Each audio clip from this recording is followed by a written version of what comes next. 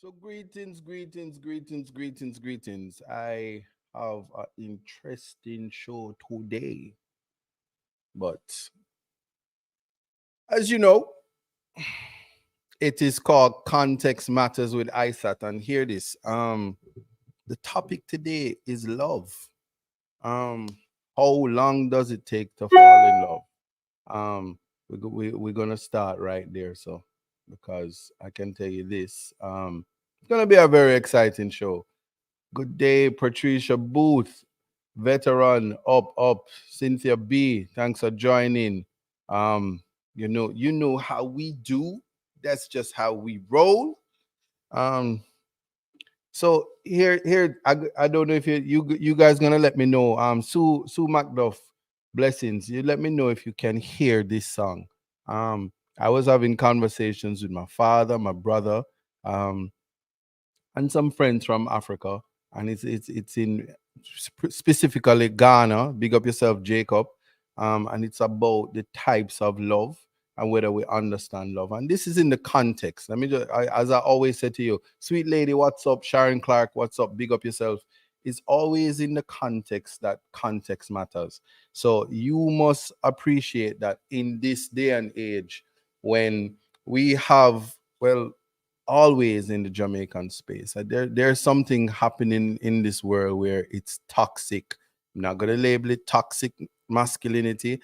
I'm not putting any labels on it. I'm just trying to find the context where people say that they love you, but allegedly they bring harm to you in some of the most vicious ways. And those who are put in the positions to speak out about it, the response is rather weak, unacceptable, and unforgiving when you look. So there is a selective response to violence against women, violence in the form of murder, violence in the form of domestic violence.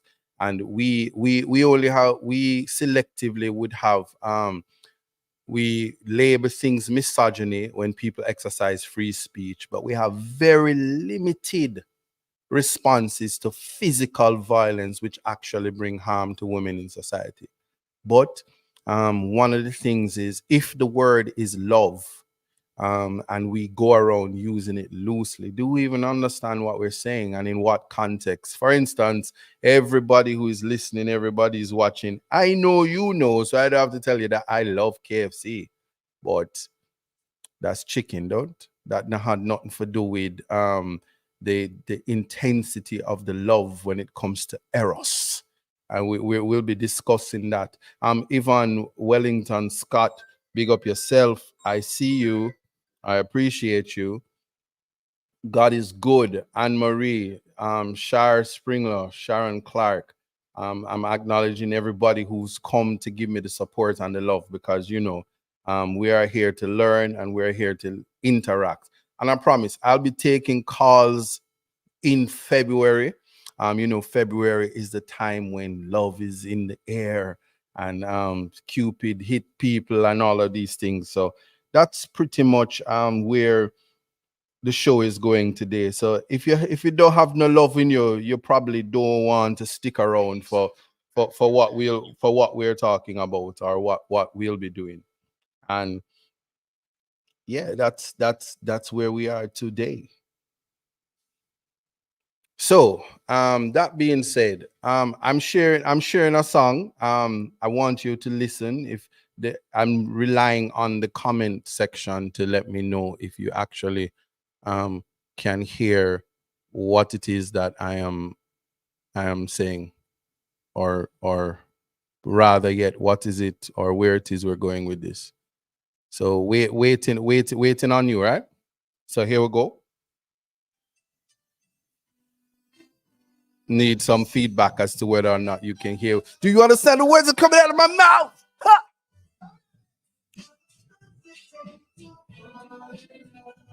Big up yourself, Alex. Ratty, I see you. Damian Campbell, big up yourself. Sunshine bless. It's low. All right. I thought that's what was gonna happen. I should just sing for you, don't? It could take a second or 1 minute, babe, just to tell you that I love you. I'm hoping that you feel the same. I get so excited, babe, and weak in the knee. Cause every time you're talking to me, I swear that I could hardly breathe. When you fall in love, it could take a lifetime to tell you that I'm glad you're mine. So tell me how long.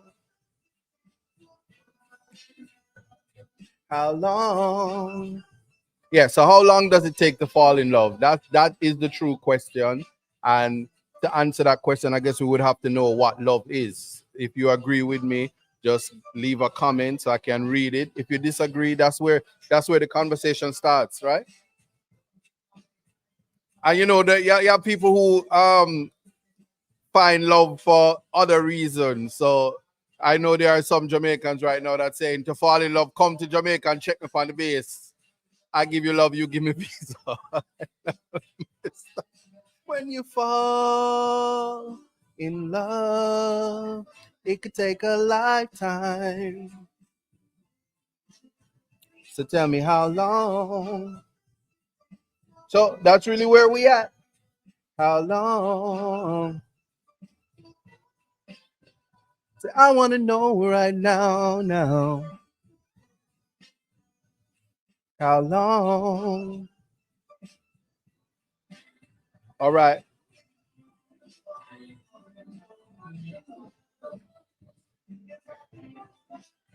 Blessings, blessings. Love is caring. Tanya Rossa said, love is caring. And Anne Marie says she agrees. I don't know if she's agreeing with me or she agreed that love is caring. Andrew Pine, context matters, but of course, you have to know the content. That matters too. Bless up yourself. Cynthia B, big up yourself. And you're tuned into Reggae Global Radio and the Reggae Global TV family.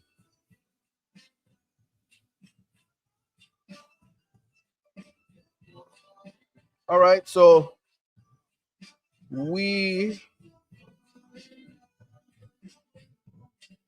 are going to kickstart.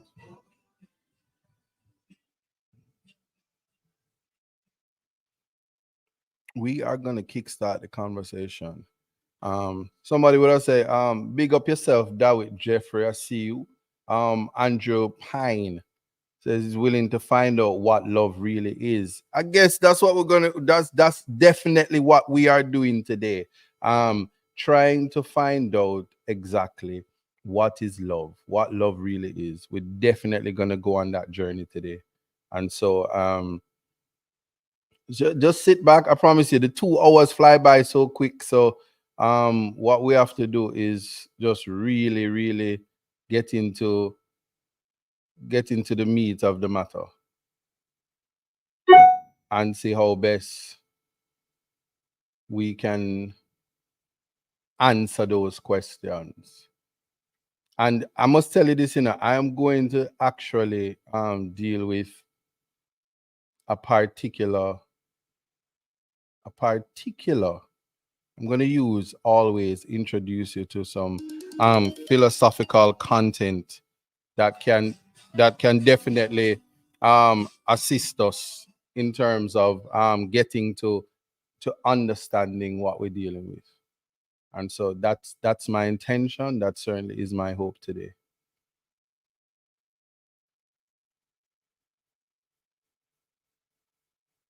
But I'm sure you guys will agree with me that this time around, January is not the this January has not been the longest January. Sophia Fang, big up yourself, Sweet lady said, what is love? My response to that is, baby, don't hurt me no more.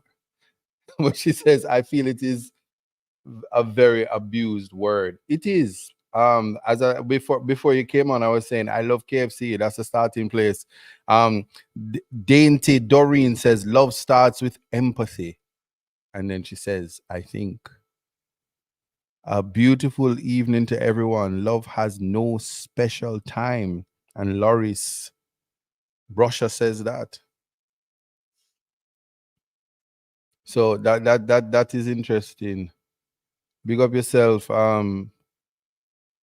No, I mispronounce nobody name today, I always say Jammer Caramel. Yes, big up yourself. That's how we do it when we falling in love. Maxine Moore says Romeo and Juliet. That takes you straight to Socrates drinking hemlock, because when you think of Romeo and Juliet, you automatically think that, guess what? It ends in sadness. We don't want that. So let us start by pretty much finding the real. How many types of loves you think there is out there? Somebody help me out with that. I'm gonna have to start give out homework, because we can't just be here and we're not learning from each other. How many types or different types of love do you think there is?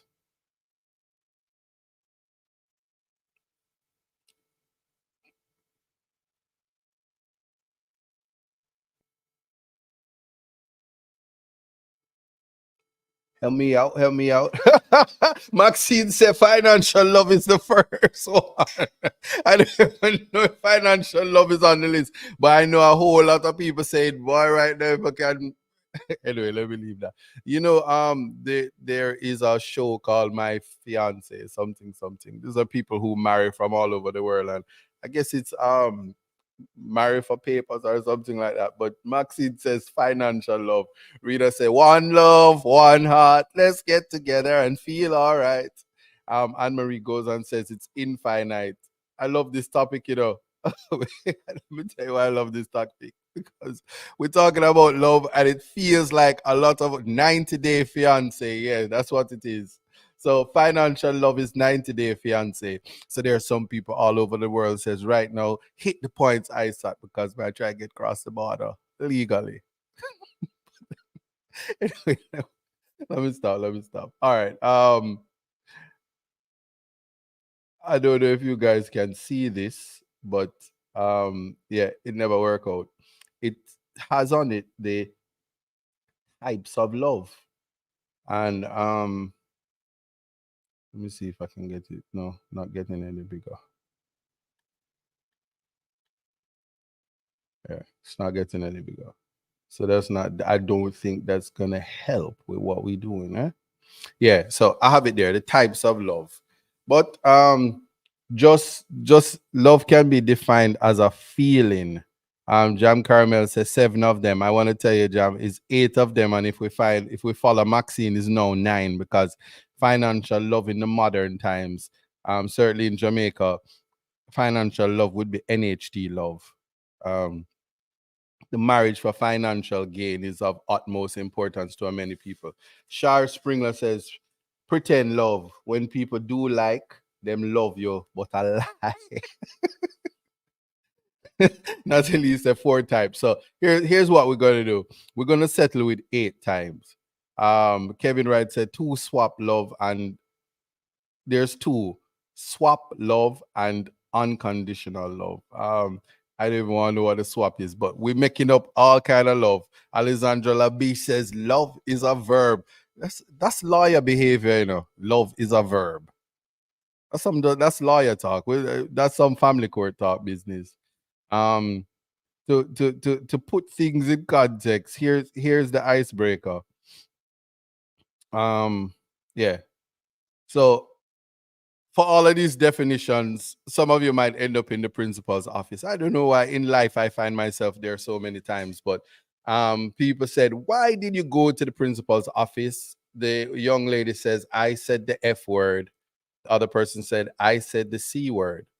And the young man, who usually just as time evolved, the person says, I said a person with a penis is a male. Yeah, context really matters. So you never know. Today, something might be normal. The next day, you might find yourself being on the wrong side of the law for using words that you ought not to be using. But that being said, we go back to what is the real meat of the matter. And I'm just going to leave that there for now, because in terms of the information, we're going to go through them, and then having gone through them, we're gonna have a nice conversation. So naturally, and I can tell you this, I know for sure that a lot of the information, civilization was well advanced. The BC era, well before Christ, well before Greek, was the Africans, and they, from Imhotep, he would have had several dialogues, several teachings, and many other age in the our ancestors. I'm gonna put it that way. That would have found way to say every time somebody, let me set the stage right now. Anytime somebody says, "What is love?" I said, I'm gonna say, "Baby, don't hurt me no more." So you might not find the answer here, but I'm just gonna give you the 8 types. And like the song I just played, "How long does it take to fall in love?" Big up yourself, Zambo. Um, that's a question we're gonna always have to try and answer. Probably the best people to answer that is those wearing the wedding rings that has not been in a marriage because of finance. So the ancient Greeks were sophisticated in the way they talked about love, and would be shocked by what Maxine says about what you say, financial love. That one take me aback. I can't, to be honest with you, I can't even get past get past what you said about the financial love. But let's just really look at it. So if one were to really think about what types of love there were, or what type of love there is, then this is gonna happen all day. I don't know why. Anyway, um when somebody really tries to think about what type of love, how many different types of love there are, or what type of love is expected, then you start to think, if I know love to be patient, kind, empathy, all the niceties that we hear about when people are talking about love, then we must know that every time we think love is just a romance, you know, um, candlelight meal, and casually you sign the email, lots of love, because love is love, and love is real, and love is lovely. My favorite PLO, I see you, big up yourself. All right, so the romantic love, though, is that love that perhaps most naturally it springs on us, in a way that we all can appreciate the type of how would I call it, or how would I put it rather, we appreciate this sense of um romance that comes with love when we are thinking about love, and that is just the reality. I can't, there's no other way to put it, or no other way to think about it. That's just that it really is what it is. But try this. If we have the romantic love, and then that's perhaps most naturally it springs to mind, and then you have the inspiration for countless ballad stories and pieces of art, and has captured the imagination of singers, artists. Everybody know Whitney says, "And I will always love you." um yeah, one wonders. And there's many other love songs, but I don't know why I went to Whitney. Anyway, the poets think about love, and Shakespeare and all of them, and even throughout history, when we think of love, we know it's romance, it's romantic. But there are many flavors of love, and that's where we're going. We're gonna think of it as flavors. So those of you who like ice cream, or if you like candy, it's think of love as a flavor. It's almost as if you can taste love. That's what we're looking for, right? So you in the flavorly love, you have brotherly love, family love, the love of God, and self. So in English, and in many different languages, it might be difficult to distinguish and separate meanings of these words without carefully considering the context in which the words are used. So you let me put it this way. As a when you get up in age like me, you start to get sugar daddy status. So when a girl says she love you, you have to wonder if she love the gifts or if she loves the nice things and she like the KFC or you're especially because January have 74 days in the month, the light bill and some phone company and things start to say if you pay early you get 250, but them are gonna charge you 250. Them kind of love this. So when you ease the financial burdens of some people, they say I love you, see, you're my bunu no son. You get all these nice type of words when you're doing things for people. So financial love, as Maxine call it.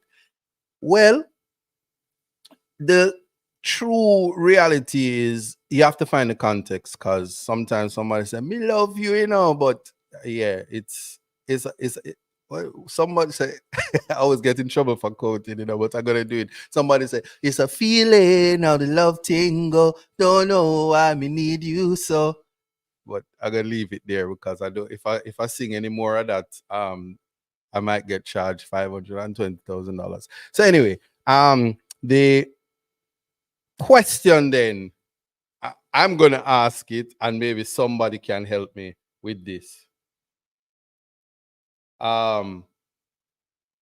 What is love?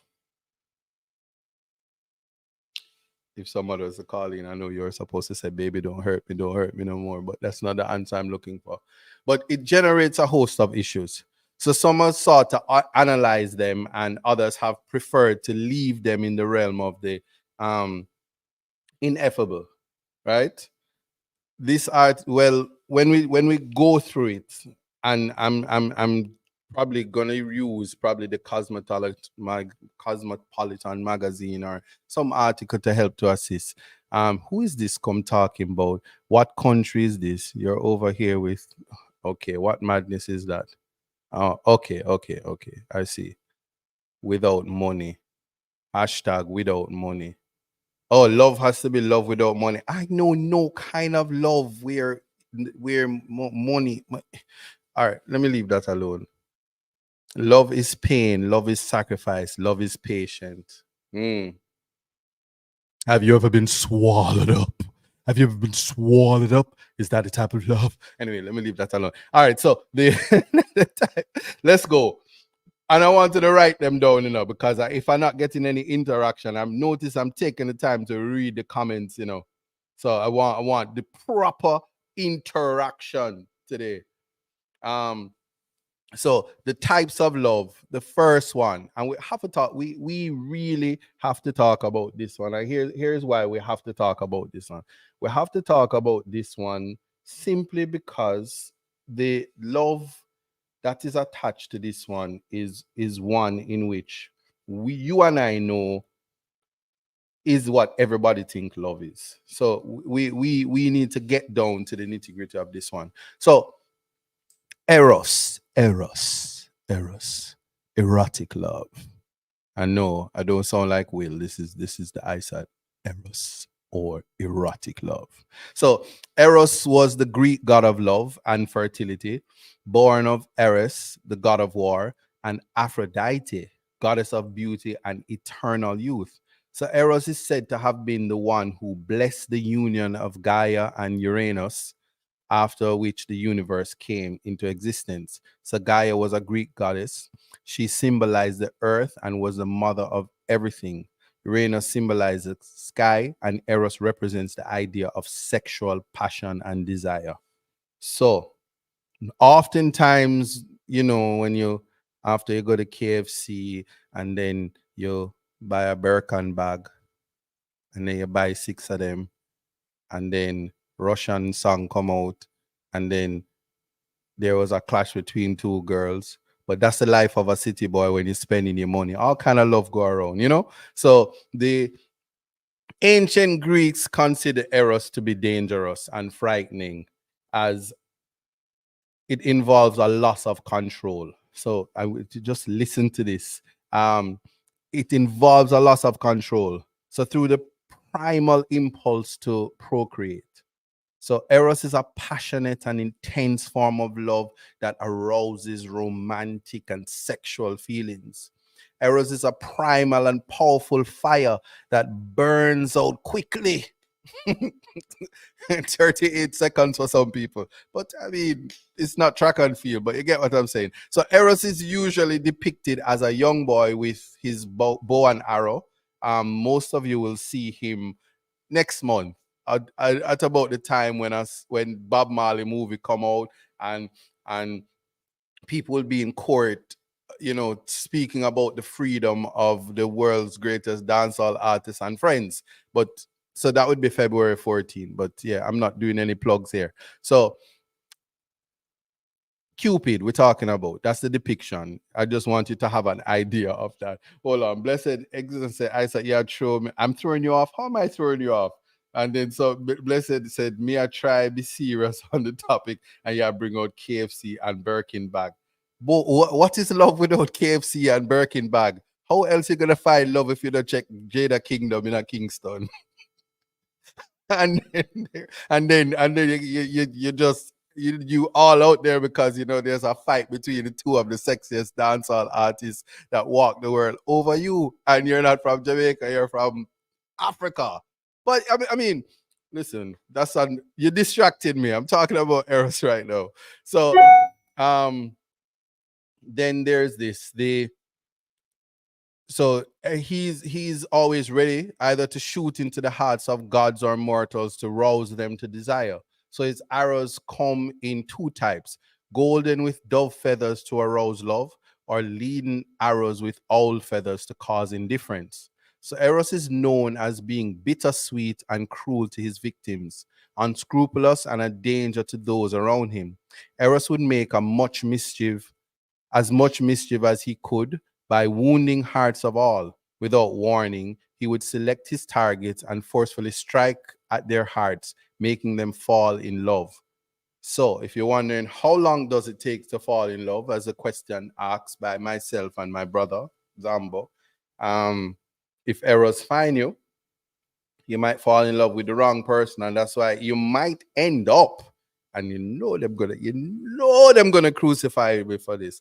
But if the wrong, just think if the lane arrow ever shoot you in the heart, you might go a FLA allegedly and take your gun and put it in places you're not supposed to put it allegedly, and then you anyway. Or you might take up a chair and not in Louisiana and not where those fights happen. You might just say, oh, I love caveman style, and go, badam, radam over our head, and then she become your fiance, and then you keep your seat in parliament. I mean, that's what love is about, right? It's sexy. Anyway, so that's the Eros aspect of it. Um, but you should be warned though, as I said, and I'm not trying to throw off blessed existence, but you must appreciate that. Um, yeah, if you're a city boy, you'll have two dancehall females madly in love with you, and then one of them get the number one song on iTunes speaking about you again. Or you buy Birkin bags or Bentleys. You have to have money for swag like that.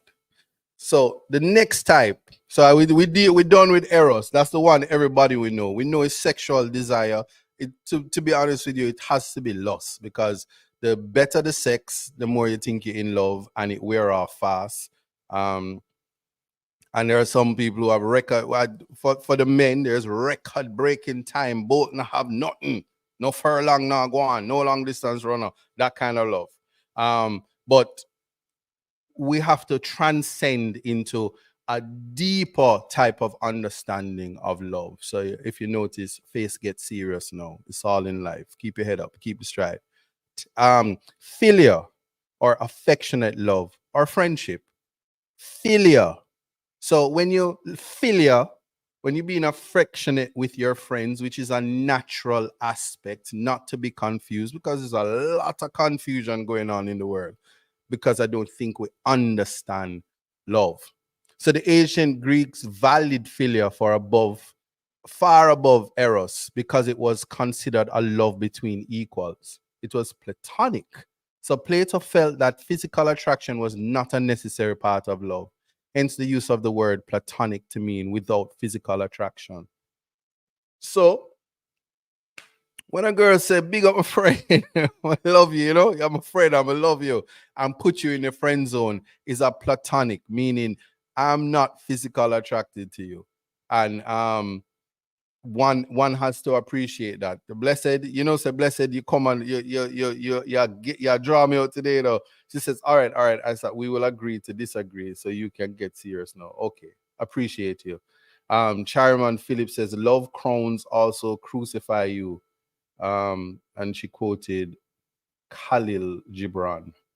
Um, Yvonne Johnson, big up yourself. So from Catherine Daly. Charman Phillips says there is also erotic love. Yeah, but Eros is the erotic love. That's what I wanted to appreciate. So once you're starting to think Eros is a physical attraction, and I'm just gonna call it lust. And the more you feel you're in love, it's expressed compassionately. It's really so sexual that um it's almost, that's why when procreation is proof of sexual intercourse after marriage, and a marriage cannot become but then call it commensurate or something like that. You can't, the marriage no turn real until you're in the field. Yeah, that rhyme. Take that. So amongst the different types of love, philia is a love that is felt among friends who have endured hard times together. So it's almost like if you ain't grow up together and you ain't get rich together, people shouldn't really be walking around behaving like they can tell you they know your pain, they know how you feel, or they know your past, they know anything to yes, Sue, thank you. Commensurate. Well, so we'll go. Right. So Aristotle, and you know these names, they're not new to you. Aristotle defined philia as a dispassionate, virtuous love that is free from the intensity of sexual attraction. Philia often involves the feelings of loyalty among friends, camaraderie among teammates, and a sense of sacrifice for your pack.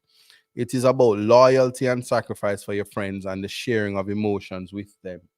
So um, that is the type of love that is coming from philia.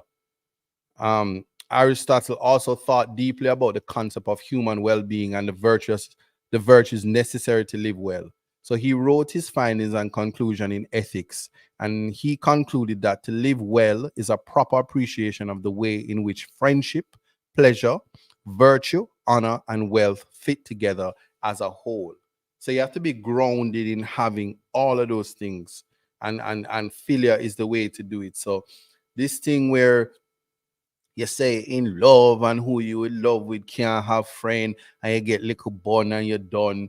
Respect Easter and all, you have to provide the cheese with the amount of bun where you get. Sometime your partner is your friend. And so you have a philia, and stop be so eros and have forgiveness. And then you don't take up guns allegedly and put it in places where in the pleasure box, and let it go off, and then people are not no longer with us. These things are problematic. It can be. So anyway, the types of love again. We're going to the third one. And it's called, I call it storge. Some might say storge, or familial love. We have this whether or not we want to appreciate it. We have it. If you have family, if you have a mother like mine, you're gonna just love her. You just gotta love her, even when she gets on your nerves. Love your mommy. But storge is closely resembles philia in that it is a love without physical attraction. However, storge is primarily to do with kinship and family. So storge is a natural form of affection that flows between parents and their children, and children for their parents. So storge is the bond that a mother develops with her child as it forms inside her womb as the miracle of life is happening. Once born, this bond will continue to strengthen as the mother and baby gets to know each other through the nurturing and breastfeeding process. Very significant. is a little bit more.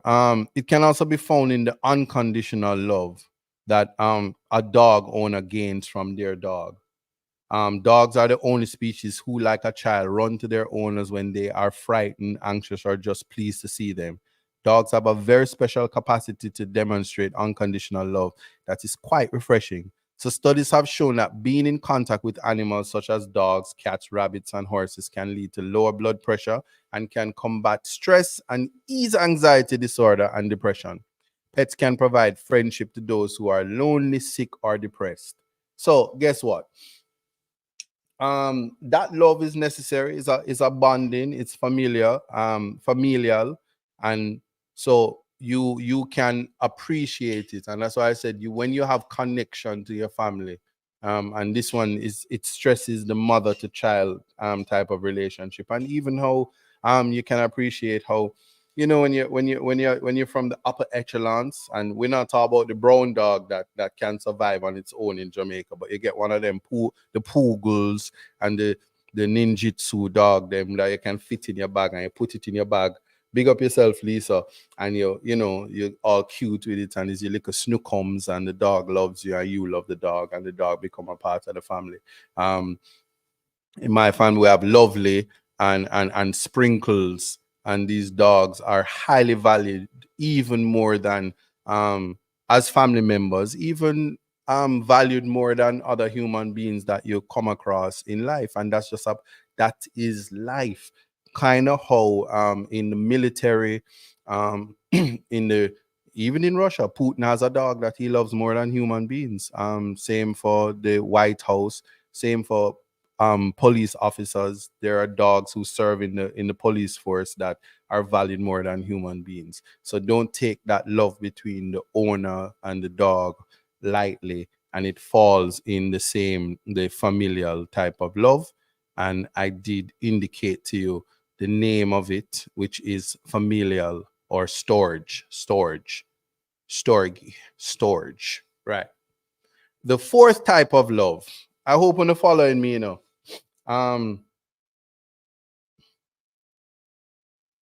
Miss Hannah. We're talking about me. I love Lisa Hannah. Lisa Hannah is the best thing that ever happened to Jamaica. Joy, believe me, love her. Bad, bad, bad, bad, bad. Spokesperson for Jamaica, Lisa Hannah. Yeah, so I know you're following. So here, let's continue. You see, when we're talking about love, the time flies so fast. My God. All right, so the next type is what we call Shensi had a song named Ludi. Well, this is called Ludus or playful love. So if anybody wondered in Jamaica why them love play Ludi and why them follow you up when you try to get your four pieces into home. Because Ludi represents, no, it doesn't represent KFC. It represents a kind of polygamy where when you play on the Ludi, you have four. Like you as a man, I have four women that you have to get around and take them to heaven. And then the bad mind them try stop you from bring the four girl them. Yeah. That's how Ludi play, And so Ludi is really culturally like a African game. Yeah, where polygamy is. So if you play Ludi, you know about the Ludus or the playful love. Because you get to play. Yeah. So Ludus has a touch of the erotic Eros in it, but it's different in that the Greeks thought of Ludus as a playful form of love, the affection between young lovers. Ludus is the feeling we have in the early stages of falling in love, the fluttering heart, flirting, teasing, and feeling euphoria, playfulness. Like when you think about Ludus, you think about Mariah Carey. It's just butterflies and honey and yeah, always be my baby, high school love, and when you used to go a half a tree and I'll go a Tom Red come library, go read book just because you're in love with a little immaculate girl and you did go a little idiot school. Anyway, so this playfulness in love is an essential ingredient that is often lost in long-term relationships. Yet, playfulness is one of the secrets to keeping the childlike innocence of your love alive, interesting, and exciting. So when people missing pieces, they think love dies, but is they actual parts of it. There are parts of love that they experienced and enjoyed, and when it falls by the way, they said they're not in love anymore, and then they find a lawyer and say, I want my NHT and I'm not giving him, and I think I should get my half. And him say, hey, the girl for go on, I'm a mother, I'm a put upon a house, man, I know she, you see if I'll ever lady give me a gun, I use it and shoot her where. Yeah, so anyway, so you go further and you are going back to Aristotle. And I'm using Aristotle now because when we get to the next hour, I'm going to use Plato's a piece by Plato where Socrates is the main character, so I can demonstrate how people define and how people have an affinity to define love, but misdefine it. And when you don't understand it, you're just living, and you're living without love, and life without love is pointless and meaningless. What evidence you have to support that claim? I said Lisa is the best thing to happen to Jamaica. I have the evidence, but you see, if I ever put up that picture, me not put up that picture there on my show, but me I tell you, say, Lisa, come mash up my life. Come mash up my life. Them kind of like, you want, yeah, Lisa gets my vote. Anyway, so Aristotle frequently emphasized the importance of pleasure to human life and stated that a happy life must include pleasure. For Aristotle, pleasure is not a process but an unimpeded activity of a natural state. So it follows from his conception of pleasure that every instance of pleasure must be good to some extent. How could an unimpeded activity of a natural state be bad? That's a good question to ask. So yeah, me here, I was reading the comments and people were telling, people were saying love is painful. Listen, it's better somebody say, and I'm talking to the ladies here right now, so let me put it in context. It's better a lady, it's better the women say sex is painful, but outside of that, love not supposed to be painful. So people supposed to say it feels so good or hurts so good. It depends. It can be. It must be unimpeded activity of a natural state, and it can be bad. That's the concept of pleasure. So whether you want to, so people must misinterpret that, and you have to have little ludi, play little ludi when you be erotic, because you have to have play, I have to dress up like how like like Lisa Hannah was on our tour when she was fixing up the road, and she did dress like, if you remember the movie Grease, she did dress up like Sandy in black spandex, and she have her phone on her hip, and she sit down in the people them lap, and she was friendly and she was outgoing, and we remembered her in our Ludus state because she was being playful, and she warmed the hearts of so many people. And then your heart so warm, you just want like a Popeye's chicken, but it's KFC you really like, and you want like a Krispy Kreme donuts too because the love's so good. It can't be bad. It must be unimpeded. Yes. So Aristotle did not mean that every pleasure should be chosen. He simply put, though, although some pleasures may be good, they are not worth choosing when they interfere with superior activities. So we must choose our pleasures by determining which ones are better. And the standard that we should use in making comparisons between rival options is virtuous activities, because virtuous activities has been shown to be identical to happiness. So let me put that in context for you. I just think people should quit smoking. Of course, the cigarette companies will hate me, but smoking is bad for you. I think people shouldn't drink because it's also a thing that will make you addicted. Whitney said crack is whack. I don't need to go any further than that. There are pleasures out there, and they might call them guilty pleasures, and you will love the feeling that comes from it, but it is bad for you. So it could not fall into the category of unimpeded pleasures. because of the harm that it brings to you. So I'm putting it in context. Please, nobody take it out of context, but to understand that if something is bad for you, then it cannot be good, and it cannot be defined as love, because it must be a virtuous activities for it to fall into the category of love. So we mustn't be blinded by by by niceties. We mustn't be blinded by PR. We mustn't be blinded by beautiful speaking. We mustn't be blinded by red herrings, because it's bad for you. So even somebody who unendingly and flirtatiously ludus or erotic or Filia, any type of love, that in the Jamaican context where people are so loyal and love their party, even when them boot lean and them can't even get a lick of false teeth nor the toothpaste and make sure so them mouth not think and them in your face are talk about me. Yeah, you have to be very careful. I won't be rude, because then people's gonna say I'm calling people ugly, even if they are, and that's not nice, or so. But I'm just saying, you can't be loyal to or love something that's not beneficial to you. It is not virtuous. It's not virtuous pleasure, and it's not love. And people must understand that. Now, there is, and it gets worse. um Keisha says that you should not be blinded by beauty and the impression that someone is looking good and can speak well. You shouldn't be blinded by that.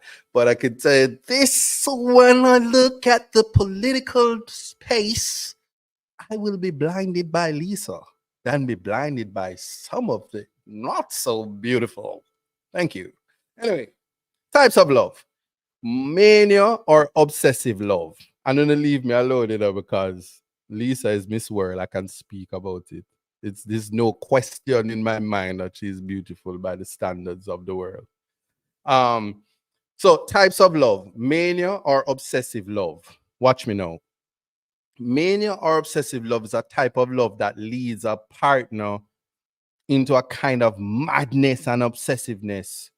To those who experience mania, love itself is a means of rescuing themselves, a reinforcement of their own value as they suffer from poor self-esteem. Because of this, they can become possessive and jealous lovers, feeling as though they desperately need their partners. And it plays out like this. And I'm not gonna stay on it, it plays out like this. Hey girl, where you there? You never hear me I call you. Why you never answer your phone? I'm me by the phone. Bring back my phone. Bring back my Birkin bag. And then in the next thing is, where you gone? I hear the girl on the voice. Yeah, but it's my no, it's not your mother. Put her on the phone. Let me talk to her, because she don't sound like that on the phone. And the jealousy, the accusations, the possessiveness, and when people become your property, because that was the concept of marriage, but you're not even married, and they want to own you and take away your freedom. They don't want you. If women, you must know this. Your partner don't want you wear certain clothes. Your partner, you can't flirt. You can't. You don't have the freedom to be yourself, and you lose yourself because somebody's being possessive. And it usually end out, there's a series, there used to be a series, I don't even know if it still happens, called Snapped on the Oxygen Network. And the way people would kill people, when you look in the criminal space, where you have husband allegedly killing wife. You have and when I said that, I'm not making any reference to any particular case. It happens so regular. Or you just happen to be a politician and somebody died in your house. I mean, and no one accounts for it. These things are just real things that happen. Not here defining any love, but the obsessive nature of people and the way people die under any circumstances is it's most embarrassing, because it is not love. That mania and that obsessiveness falls outside of it, and it is a deficiency in the human being to be possessive and jealous. And can you imagine being with somebody who hates you because other people love you? The difficulty of being with a star. I sympathize. Don't worry, babes. I sympathize with you. I just want to, because I'm a star, But yeah, the mania thing and the possessiveness and the jealousy, it is that type of love that one should avoid. And again, for your edification, if you find yourself telling your partner that you want the password to the phone and you want to check your phone and you want put GPS and take your earpod tracker and all of these things to find people and hire investigator, it's called mania or obsessive love. It should be rejected. The sixth one now is pragma or enduring love. And people, you must have heard the word pragmatic before. Anne Marie said, not the Birkin bag. Corina Griffiths, bless up yourself. Let me just stop because the comment section is lit today. On a love, blessed existence said, Lord, me rather be alone. Catherine said, Lord, I said your definition is spot on. Yes, thank you.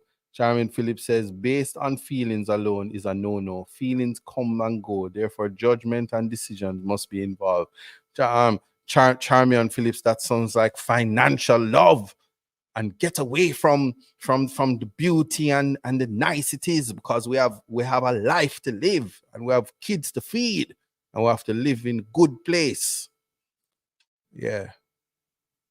We have to be the speaker of the house or the prime minister. That's that love right there. I can tell you that.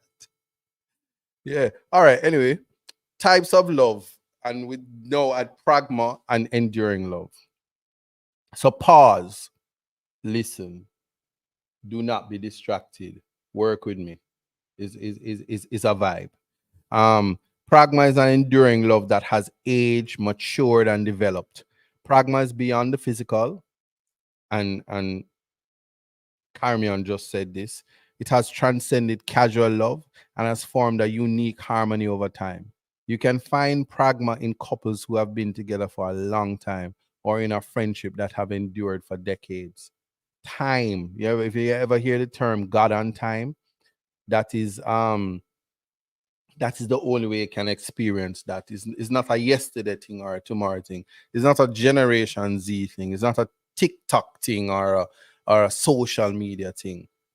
So unfortunately, when you hear pragma, if it sounds beautiful to me, um, is a type of love that is not easily found, as we often spend so much time and energy trying to find love, but so little time in learning how to maintain it.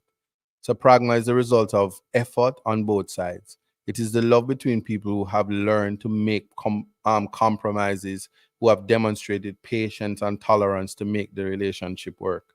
So you don't even begin. This is just my 2 cents. You don't even begin to start to tell people that you love them until you know say you hate them. So if you with your woman and she don't look upon you, she let me give you the look and say, me hate you. If you don't get one of that, you're not experiencing love and you're not even beginning to go to pragma, because people have to compromise. So you're beautiful. I love you just the way you are. That love you just the way you are. Don't go changing. Don't try to change me. You see me, I eat my KFC. Stop telling me some if I sip on carrot and some veggie chunks. No, don't try to change me. Um, you can talk about a healthy lifestyle, but don't try to change me. Love me just the way I am. All my flaws and all my satire. That's the type. You can't get to pragma if you're trying to suppress people, if you're trying to change people. And we just need to appreciate that.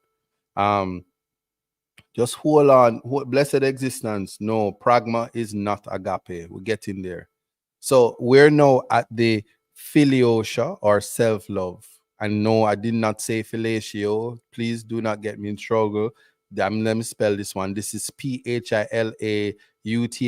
So this is Philautia. Self-love. Um, Not to be confused with masturbation, but Philautia is, or self-love is about caring for yourself. It is also about, it is about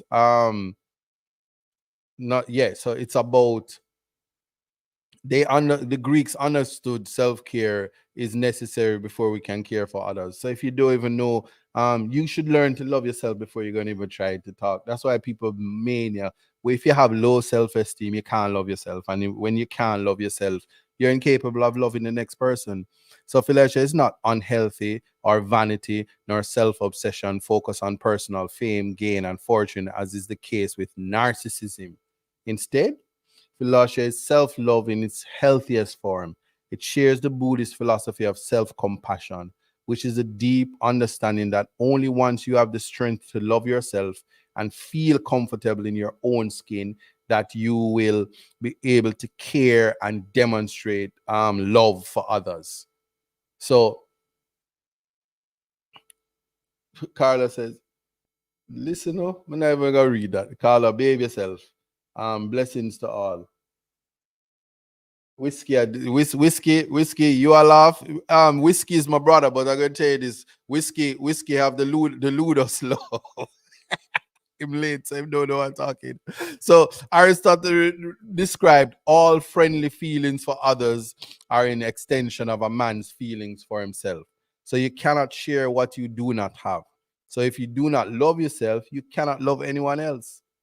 And that's a big shocker to a lot of people, you know. Let me tell you that right now.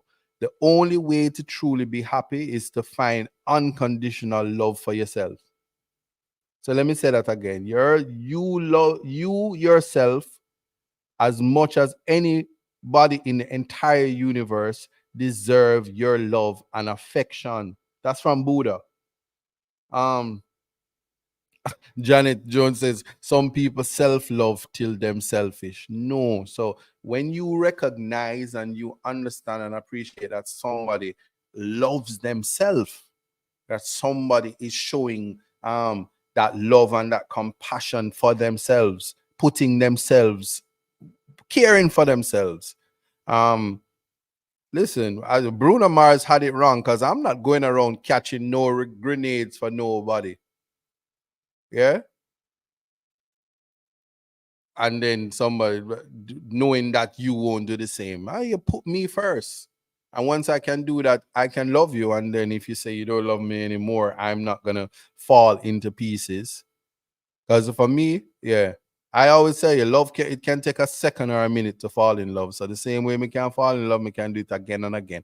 I can fall in, I keep falling and falling and falling and falling in love, and it will always feel like the first time. So Buddhism also promotes self-love, which is vital for health and happiness. So you love yourself and self-compassion and all of that. Well, guess what? The big one, and this is it. And I know you all have been waiting for this, and you saved the best for last. Agape. The word is agape. Um, like agape. And when you don't have the ag, when you don't have the a and you don't have the e, you have a gap, and you have to fill that gap. So agape then is actually agape is selfless love. Is the highest and most radical type of love according to the Greeks. Agape is what some call spiritual love. It is an unconditional love, bigger than ourselves, a boundless compassion and infinite empathy. Agape is the purest form of love, free from desires and expectations, is given regardless of the flaws and shortcomings in others. Agape love is altruistic love, love that is given for its own sake without expecting anything in return. So you see, yes, Zambo, it's the ultimate love. This love that we're talking about, you don't need it in return. So I love you even when you don't know how to love. You don't have to love me back. When I do things for people, like how I love my people, I love my Jamaican people, and I fight for them. That type of love is a love that comes from God. Agape is the love that is felt for that which we intuitively know something as being the divine truth, a love that accepts, forgives, believes for a greater good. And Aristotle makes the point in several of his works that the happiest human life resembles the life of a divine being. Right? So a lot of people made fun of TD Jakes when he says, have you ever been swallowed up? Have you been swallowed up? Well, if you ever had some agape, if you felt that type of love, you can know when the love of God is among you. When people show you love that you're undeserving of and you have nothing to give back, and you use words like, but why are you doing this for me? It's where you want to know. Why are you being so nice to me? Because you've been abused. Some black people suffer from post-traumatic slave syndrome, so they don't know that they're supposed to be um, treated with love. We're at the top of the hour, right at the top of the hour. And I say, you're listening to Context Matters with Isaac Buchanan. How many types of love are there? We have found out that there are 8. When we return from the commercial break, believe me, you tune into Reggae Global Radio, you'll hear what you need to hear. Yeah. Yeah. So people, just understand what I'm saying while we listen to that commercial break. Janet says that the emotion that people use is you. Anita Pringle says, come on, no. I might have missed some of that conversation, but blessed existences. I think agape love is blessed love from God. Yes, above, through you to others. It is a gift to find that with a partner. The thing about it is you find it anywhere. Sandra, good night to you. Maxine, TG Jake was talking about his experience with the. Oh, come on, Maxine. No, he was talking about agape, and that's why context matters. We can make bad out of other situations and turn and twist words, but I'm just using that to tell you how important it is um to appreciate and understand the type of love, avoiding mania, appreciating Storge, the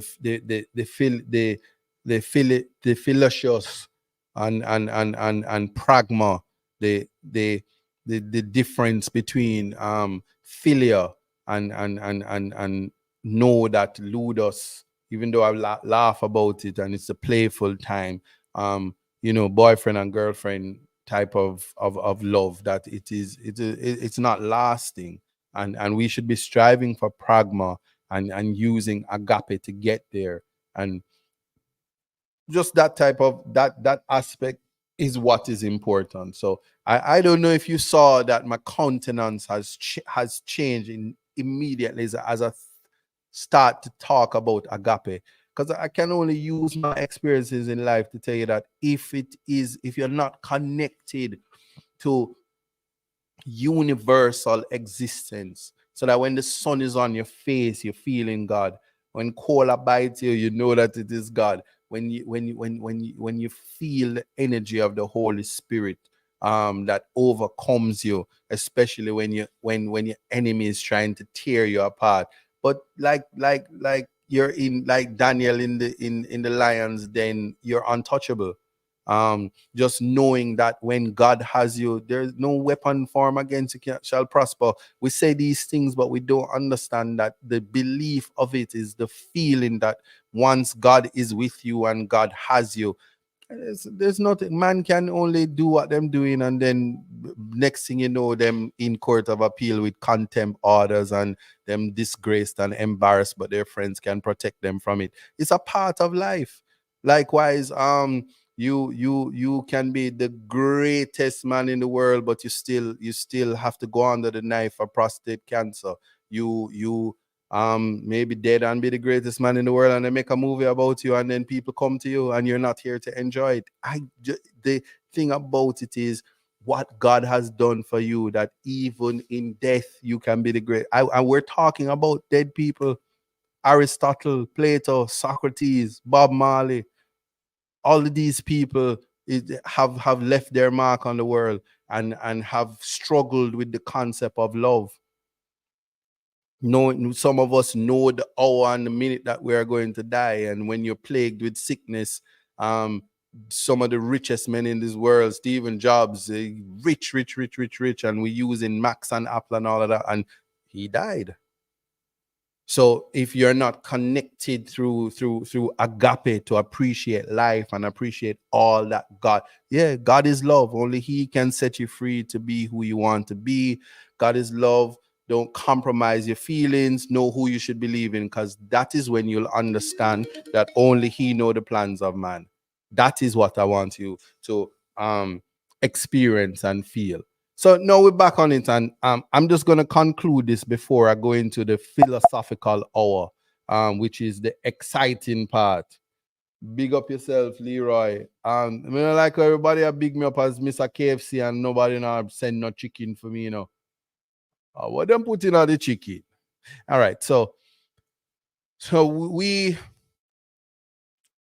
you can see now that Eros is almost like the most simplistic form of love. It's an animalistic, sexual, derogatory nature, so much so that you can't even speak of Philautia or cunnilingus because people are embarrassed and behave like they don't do it. So this is why context matters, because for the in certain spaces, you can't say that you love and you're not pleasing and you're not doing what your partner like. So don't be embarrassed if you're engaged in mania and you become manic. People have to stay away from it, because you can't say I love you, but no, I'm not putting my mouth down there, because you're gonna lose your man, and then you're gonna end up in a clash, and then you the person you're clashing with gonna put out a song on Russian rhythm and say, "Hey, big." Yeah, that's how it works. So the different types of love. Let's break it down.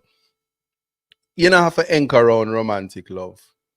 What the message, certainly from the Greeks, when they were talking about the types of love, is that when you have a better understanding of love and a larger vocabulary, it helps you to articulate. It helps you to recognize how you feel, and it helps you to recognize feelings being bestowed upon us. So when you put it in context, and here's why I'm talking about it and why context matters, is when I I see my brothers, you know, I see two of them on the platform. Whiskey, which is Pierre. My mother must have really was in love. She named him Pierre. Pierre. Yeah, so yeah, Pierre. And I have to look on this big gray toed man, gray, well, as the lady say, he's not a weak jellyback man. And I have to say, look at my brother and say, I love you.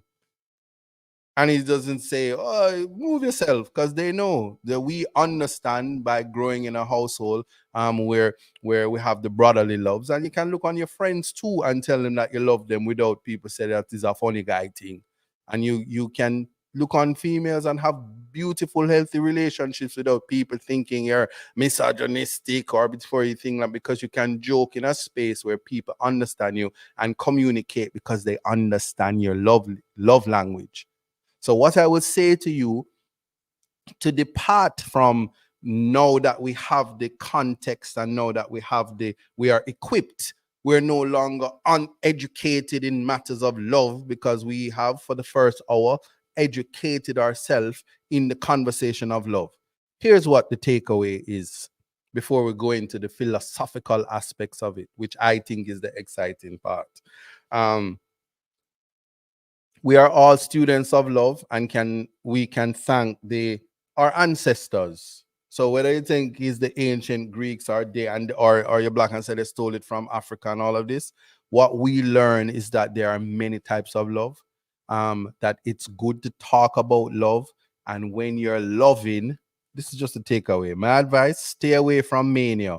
You see that manic possessive, give me a code to your phone, yeah, give me bun, hey girl, I'm gonna shoot you and end your life straight, and you make me have angina, so you might get shoot in your vagina. Yeah, that stay away from that kind of love.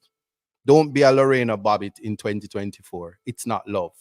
Then do not seek Eros. Do not.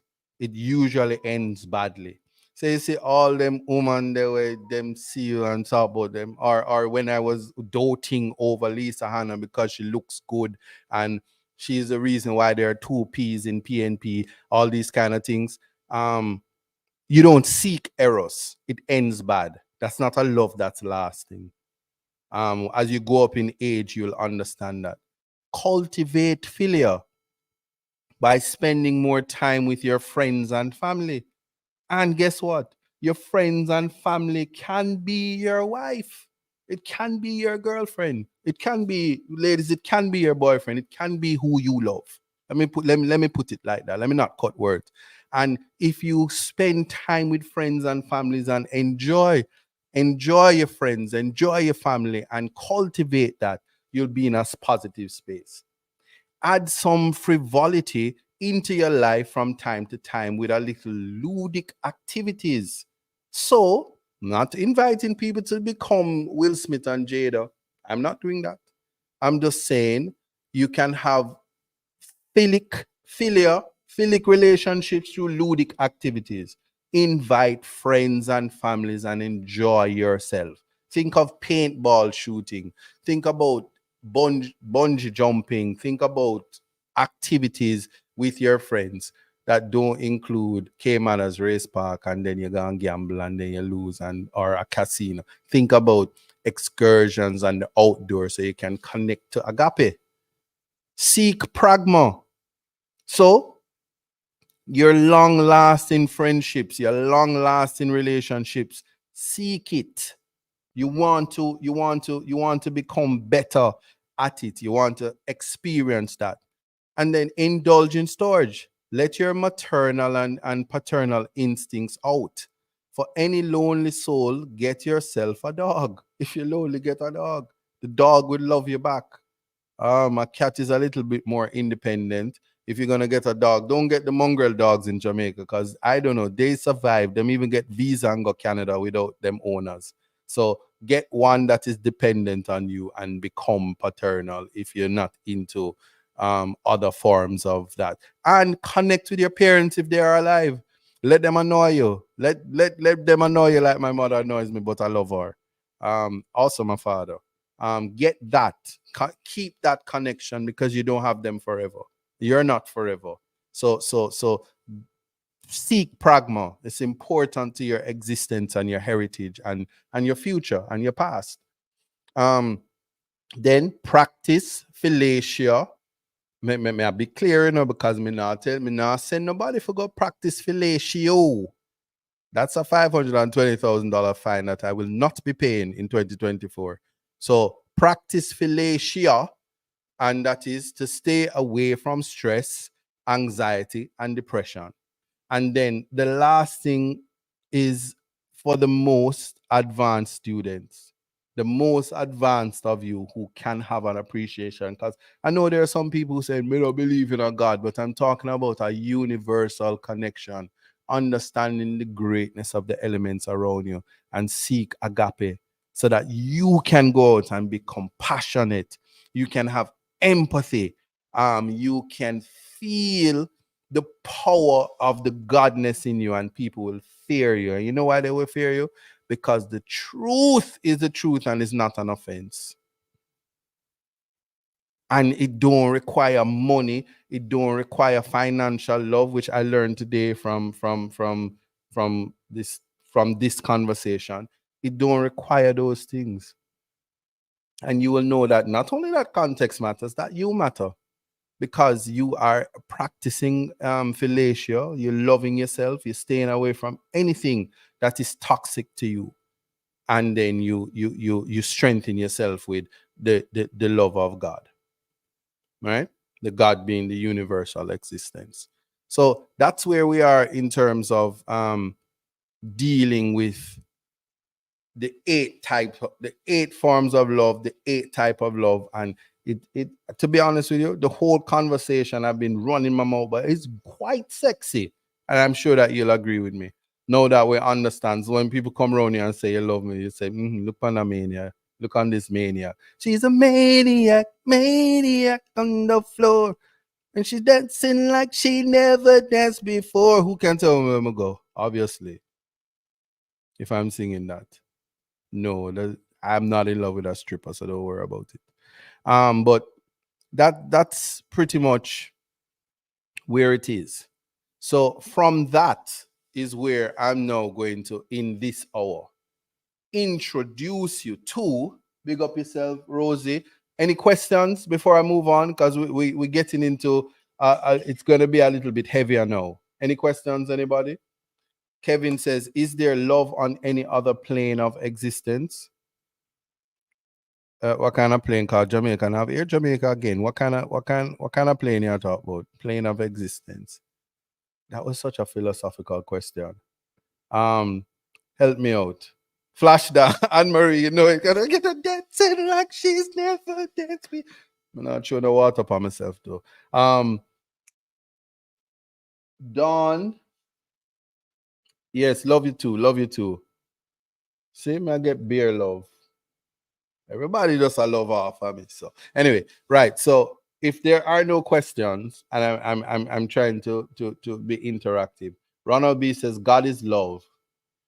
Exodus 15:3. The Lord is a man of war. The Lord is his name. The meaning of the word Lord is um, tetragrammaton, and it's Yahweh. hmm I'm a professor that big up yourself and big up yourself, partner draw boss that look like Andre Stevens and everybody. The crowd goes wild. Blessed Existence says through the KFC down as you lean back on the chair. Yo, we're not bust a KFC dance yet. We don't do that. Don't draw me out. Don't you do that. Because you see me, Mr. Man, we have 23. Baby. With 22, baby mother. You see it? Lodic love. Yeah, anyway. All right, so I'm going to now introduce everybody to the concept of the symposium, right? It is from Plato. I'm inviting people to go back from the initial context matters when I introduce you to Plato's cave. Notice this: the philosophy is important to critical thinking. It's important to assessing life. It's important to um, deal with thought process. I saw an article. I say I'm not even going to overwhelm this space with it. I'm going to have to use other platforms to talk about it. But Jamaica now have the dunces set of people. Once upon a time, the dunces student could leave Jamaica and would be the brightest in the world. Now we're just putting out through our high school dunce people. And we don't pay the teachers, we don't do what we're supposed to do. I know we're a dunce nation. And then when you tell people that they're uneducated, even the people who are bright but are actually uneducated are offended. And uneducated in that, if you think that because you went to the university and you even came out with a law degree that you're bright, news for you, you're still a big dunce because you don't have no experience in the world. You're young, you're dumb, and you probably didn't even know there are eight types of love. And you're so manic. I think people are gonna love you because you have little money. And you just get boops out. And they will still love. I get a girl, I'm up the wicked and slum. Anyway, so back to the symposium, love and philosophy. Work with me. I'm actually using Ed Wallen, who is a contributing writer and when dealing with classical wisdom. So his piece was October 9, 2020. And it is a basic summary of the symposium that's love and philosophy, Plato's symposium. I'm gonna set the stage for it and I try to go fast. I tell you, 2 hours is like a little bit of time when you're dealing with a topic so nice, but I'm trying not to. If I revisit this, it certainly would be the week of Valentine's to make sure that people are distributing the right type of love. You understand? And usually in the Jamaican space is the ludic love that go around because enough love of a for everybody. You know what I'm saying? Anyway, so Plato, he's regarded by many as the world's greatest philosopher. In his dialogues, he examined everything from the nature of reality to ethics to beauty to the state. Well, the symposium is this summation of Plato's ideas on love. And it has proven very influential. So it sets the stage for to put all that we talk about together so we can have a good understanding of what it is that we when people is saying love and the miscommunication, the misunderstanding, the misreading of the love language. So here are the main characters, and I'm just gonna tell you, just so you're not overwhelmed, focus on Socrates. There's a lot of them, but focus on Socrates because he's gonna destroy the idea and concept of love and make you know, say, oh, if you don't love yourself, you just totally lost. Um, somebody said must be British. I'm trying to follow that. Rhythm exists on every plane and dimension. Yeah, so music is also a love language. So love would also exist on every plane and dimension. I don't. So it's almost like aesthetics. We love based on that which we visualize. So all people who love going like say them are big up ugly people. Ugly people not getting a love. It's years later you say say you're nice. Me never know. 30 years later when everything wind down and nothing to leave for dash out, that's when ugly people actually get some forward. Unless money turn up. And then them have other attributes. But we'll talk about that in another thing. So the main character in the dialogue is the great philosopher Socrates. And we know he inspired Plato. I told you guys this. Big up yourself, Kiki. You just reached, but we're talking about love. The scholars have been trying to understand for centuries which of the ideas expressed in the Platonic dialogues are Plato's and which are Socrates. I can tell you he narrates Socrates so well that I just think Socrates is the greatest philosopher, and Plato did a very good. It's almost like Socrates was Jesus and Plato is a disciple, and so was Aristotle, and their existence is based off of his great works. But that's another debate. Feel free to tell me what you think when you get there. Um, so the symposium was named after the cultural and social practice of the same name, which was a post-banquet gathering in which men would drink, listen to music, and relax. Typically, there was a great deal of conversation and witty talk. So guests would drink too much and would say things they would never say in public. Because you can in a bar speak about fellatio, but don't you dare go on a social media platform and speak of these things. The events portrayed in the symposium dialogue took place in 385 BC. Those of you who don't know, BC is before Christ. So in the text, there are 7 speakers and all based on historical characters. Well, characters in the symposium, it is important to understand the characters in dialogue in order to understand the philosophical arguments put forward by Plato. So Phaedrus was an Athenian aristocrat and a friend of Socrates. Right? And to put things in context, you have to think about the rich people, them, and how the socialites and stuff like that. Pausanias was a legal professional, and Eryximachus was a physician. The great comic playwright Aristophanes was also present at the banquet.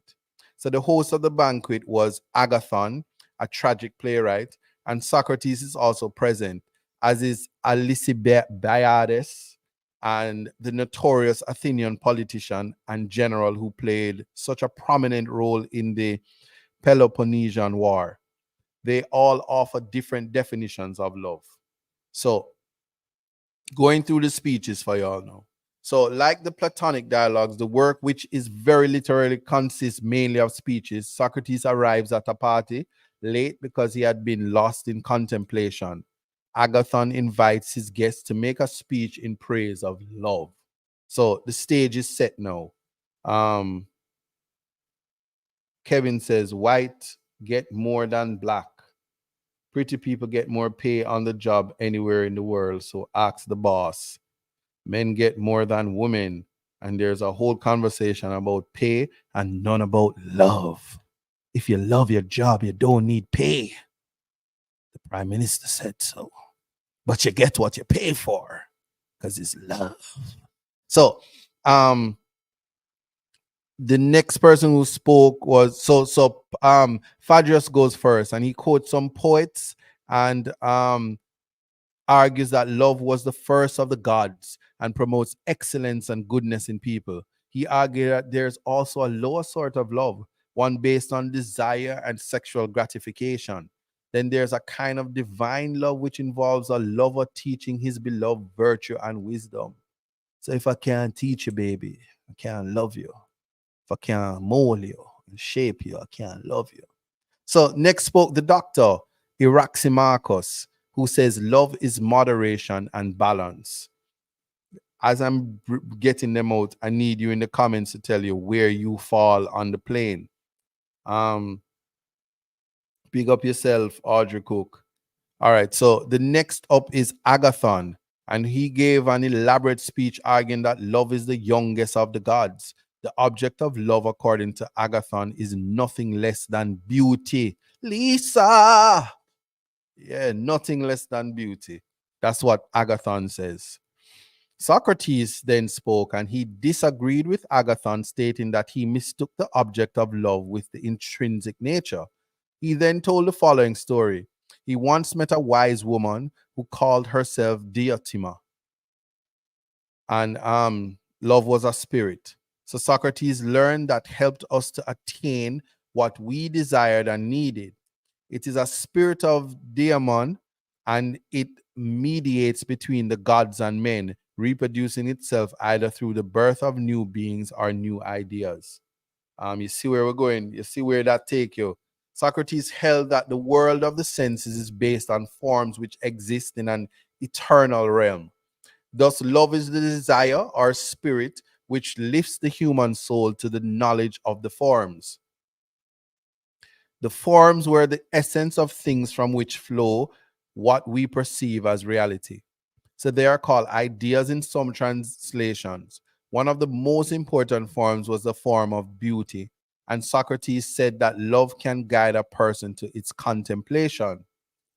He showed how love can help the human mind ascend to a higher eternal realm, one beyond the temporal world of the senses.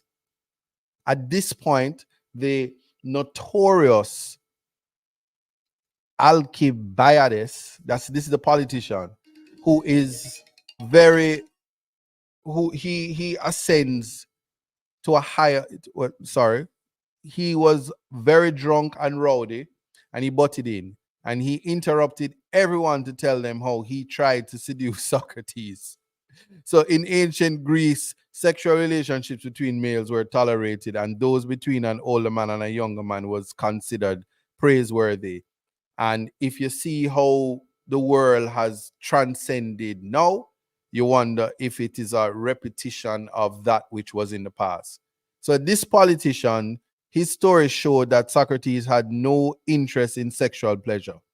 The party becomes chaotic and disorderly, and soon everyone passed out except the philosopher, who left and went about his business. Then it breaks it down and it speaks about platonic love. So the symposium is very important in the philosophical tradition. In that the work, Plato rejected the idea that love is about desire and sexual gratification. However, many of the speeches make valid points about love, and each one can be seen as taking us near the truth. For Socrates, love was a spirit that helps a person better understand the fundamental nature of reality or forms. In the dialogue, Plato, vis-a-vis Socrates, argued the highest love is the philosopher's love of the truth, and it contained in the forms. So truth is actually God, and God is actually love, and love is a spirit. It's the spirit of truth. So this love of truth is what distinguishes the philosopher. This is what is known as platonic love, a love that unites souls by uniting them with the truth. So in the work of the symposium, the only corrupted soul that found itself in a conversation in a virtuous conversation was the politician Alcibiades, and he was corrupted. He was very physical, and he was basically of the flesh. He only wanted money. He only wanted drunken pleasure. Beyonce had a song, Drunken Love. He only wanted that. And he would seduce man, woman, everybody and say, yes, that is love. And he would basically take advantage of people. That is what your politicians represent today. But the truth is the furthest thing from the mouth of politicians oftentimes. And you can't find love right there. But the platonic love is the type of love where it unites souls by uniting them with the truth. And that same truth, that platonic love that we're talking about, is inviting people to find agape, which is the most profound love. It is the highest form of love. It is the ultimate form of love. And it is from there that you walk through the 8 different forms that we spoke about, from agape to finding pragma, to knowing that eros, the form of eros, sexual gratification, is just a moment. In fact, it's a heated passion, and it's lust. And if Cupid shoot you at the right time and somebody know what them doing, um, like they say, what that mouth do, if they know what they're doing there, then believe me, you might find yourself thinking you're in love, but it's just a passing phase, because after the moment passes, what follows there is nothing. What's this Greek philosophy? Early bless. We're talking about the Greek philosophers now, but it's a conversation about love. And so in the conclusion for the symposium by Plato is that it is among the most beautiful of the philosophical dialogues, and it was written by Plato. I'm inviting you to read the symposium because it sets the stage for understanding, or putting in context, love. Um, and I just think that, so Kevin says, the truth is way to love. Love can't tell lie. Exactly. But unconditional love allow you to love people regardless of whether they're lying. And we speak of them, and we know that you can, when you love yourself, you can love people, even people who aren't capable of loving themselves. Um Joe Forbes says agape is really the only love, and it isn't. And the purpose of this is to say that all forms of love, we put it in context, and recognize persons' love language. And we you won't be disappointed when you understand people and their love language. Across the board, that is what is important. Understanding the love language. And that's where we go, or what we set out to achieve, and that's what we had embarked on for this whole hour. Um, Georgia Lynn says, "Love Trump." Oh, you should put that in context. America loves Trump. If you look at the primaries, that's what it is. But yeah, there really no such thing as me or self. Hmm. You're throwing some philosophical antidotes, but there is me, myself, and I. And if you deal with Philautia, you will understand it also includes self-pleasure. But masturbation is a whole nother topic. But self-love includes that gratification that allows you to don't fall victim to manic love.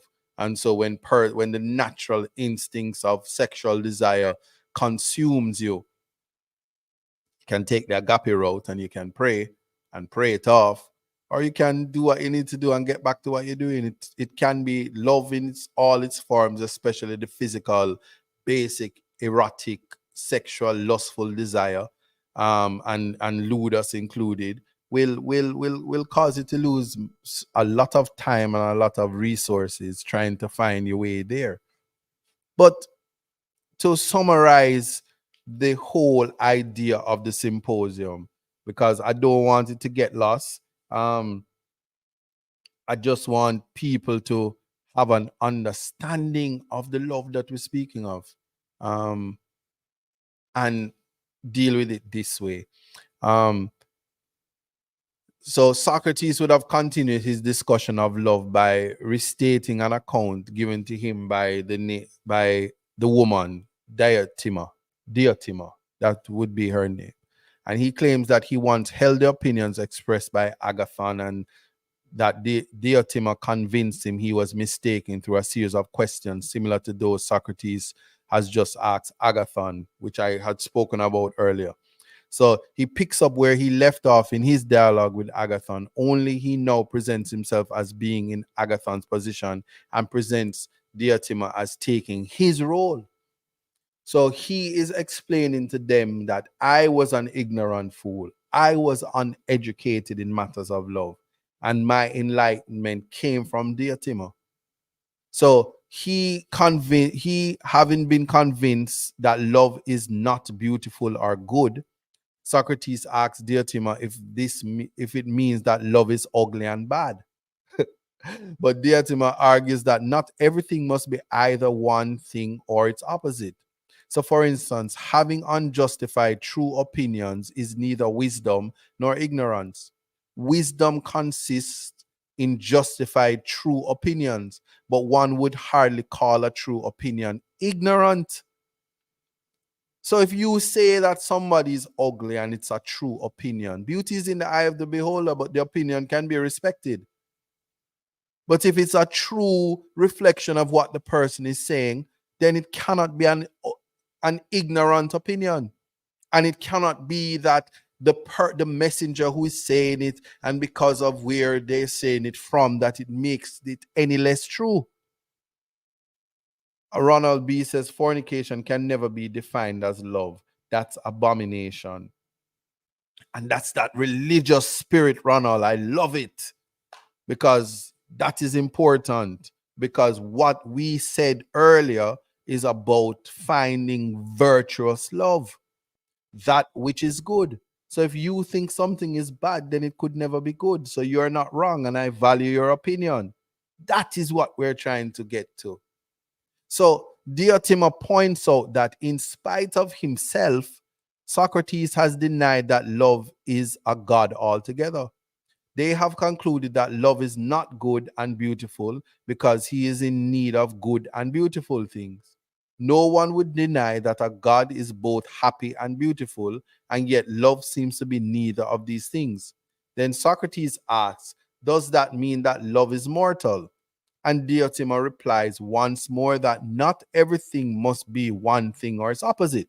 Love is neither mortal nor immortal, but it's a spirit which falls somewhere between being a god and being human. So that is why love has caused people to be weak in the flesh. So where spirits are concerned, Diotima explains that it serves an intermediaries between God and humans. They convey prayers and sacrifices from humans to gods and send gifts and commands from gods to humans. So the gods never communicate directly with humans, but only through the medium of spirits, who are the source of all divination. There are many kinds of spirits, love being but one. Fatima says, I said Plato was bisexual. Not sure if you mentioned that. Well, we spoke about the Greeks and we spoke about the symposium and we spoke about their culture. I did mention that when you read the information, it appears that the modern world as it is now has simply regurgitated that which was from in the BC times. So love was conceived at a feast to celebrate the birth of Aphrodite, um, goddess of love. Resource, the son of invention, got quite drunk and laid down to sleep in the garden of Zeus. Poverty crept up on Resource and slept with him, hoping to relieve her lack of resources by having a child with Resource. Listen to these things, Remember, let me say that again. The resource, which is a spirit. You hear it? Resources. Think about it. Resources. And it is a son of invention. When resources get drunk, remember you get up every day and go work, forget resources, and you lay down to sleep in the garden of Zeus. That's the greater god. Poverty crept up on resource and slept with him. She was hoping to relieve her lack of resources by having a child with resources. So you see, when a broke pocket person finds somebody with resources and get up and say, "Me combine the NHT and me breed for the one and we can get child support," is poverty trying to get some resources things. So love is the child that poverty conceived by resources. Because you have to be in love to take up somebody who is going to be dependent on you. So because he was conceived on Aphrodite's birthday, love has become her follower and has become, in particular, a lover of beauty. As the child of resource and poverty, love is always poor and far from being sensitive. He is very tough, sleeping out of doors on the rough ground. Like his mother, he is always in a state of need. But like his father, he can scheme to get what he wants. Being neither mortal nor immortal, love may shoot into life one day only to die the next and then return to life the following day. If Uno no believe say love is a Jamaican, then Uno no say Uno no know nothing about love. So love is also a great lover of wisdom. None of the gods love wisdom because they are already wise and do not need wisdom, nor do the ignorant love wisdom since they do not realize that they need wisdom. But love falls between ignorance and wisdom because his father, resource, is both wise and resourceful, while his mother, poverty, is neither. So Diotima suggests that Socrates' earlier grandiose claims about love's greatness were directed at the object of love and not the lover himself. Beauty, perfection, and so on are the qualities of things we love, but the lover himself is not at all like this. So the physical traits and attributes are separate and apart from the actual spiritual content of love. Um, So if we look at the analysis, and I'm wrapping up now, Diotima is not known to be a historical figure, and the way in which she is introduced suggests that she's almost certainly just a literary device. Plato's most familiar method of laying out philosophical ideas is through dialogue, and so he needs to find someone for Socrates to interact with.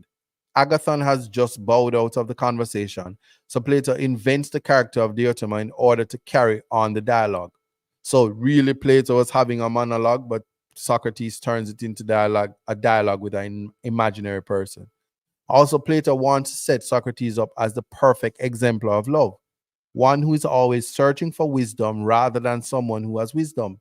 So Socrates is famous for his remark in the Apology that he is only wiser than other men in that he knows nothing.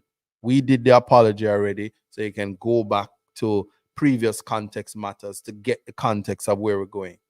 Thus, Socrates himself cannot claim to know the truth about love.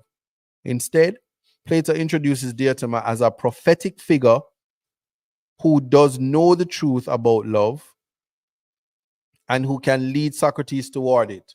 So Diotima is introduced to perpetuate the dialogue and to speak from a position of authority about love. So we recall the Agathon speech identified love in many ways with himself. It was beautiful, wise, young, and the object of desire, according to his speech.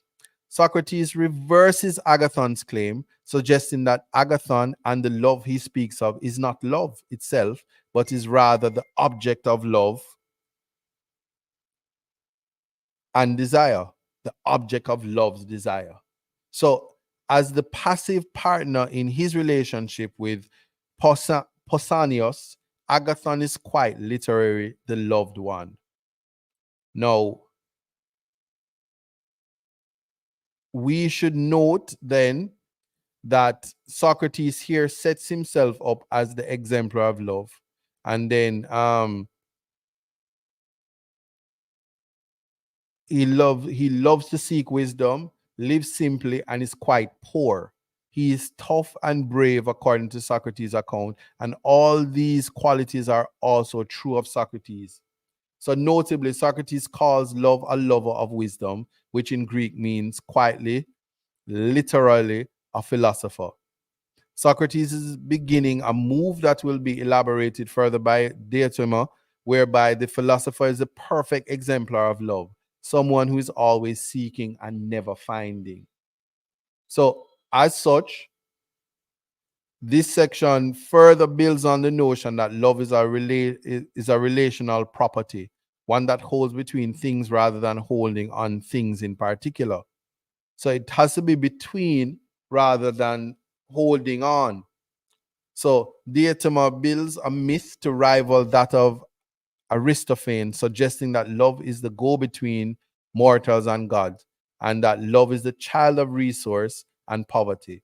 I don't want to forget this, the child of resource and poverty, a balance that one has to accept. Um, Thank you so much, Tashana. Big up yourself. A balance that one has to accept when you think of love is there has to be balance. There has to be give and take. There has to be opposites attract. So a resource would be the wealth, and poverty would be resource is the rich man and poverty is the broke gal. And she brings something to the rich man. So when Beanie Man said get a gal them have the wickedest slam, the reverse is true. The rich woman probably is have to get a man, and when she get a man, he puts other things in those places rather than a gun. And that's just the reality. So poverty always is resourceful, but always is in need. Thus, Diotima gives physical embodiment to a relational property by means of a myth, considering a relation as a thing on its own. So, distinct from objects, it mediates between can be philosophy from it can be philosophically problematic. However, the idea of a relation as a messenger spirit makes for a compelling myth, and it does not particularly muddle the philosophy of the symposium.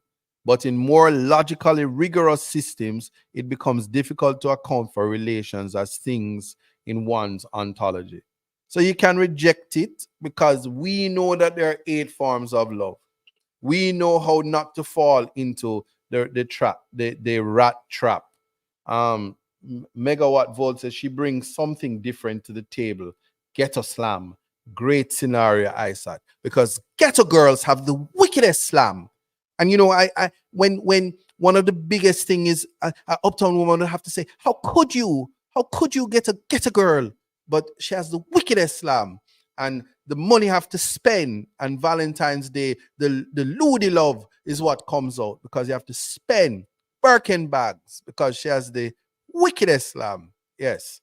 So anyway, that ends the whole idea. And just know that erotica is a dynamic physical weakness.